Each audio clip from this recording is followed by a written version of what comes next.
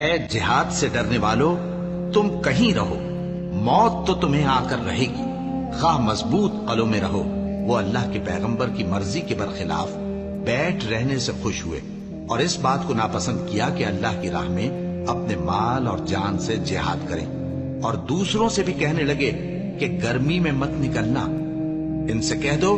کہ دوزخ کی آگ اس سے کہیں زیادہ گرم ہے، کاش یہ اس بات کو سمجھتے، اور اگر وہ نکلنے کا ارادہ کرتے تو اس کے لیے سامان تیار کرتے، لیکن اللہ نے ان کا اٹھنا اور نکلنا پسند ہی نہ کیا تو ان کو ہلنے جلنے ہی نہ دیا، اور ان سے کہہ دیا گیا کہ جہاں معذور بیٹھے ہیں تم بھی ان کے ساتھ بیٹھے رہو۔ اگر وہ تم میں شامل ہو کر نکل بھی کھڑے ہوتے تو تمہارے درمیان شرارت کرتے اور تم میں فساد ڈلوانے کی غرض سے دوڑے دوڑے پھرتے، اور تم میں ان کے جاسوس بھی ہیں، اور اللہ ظالموں کو خوب جانتا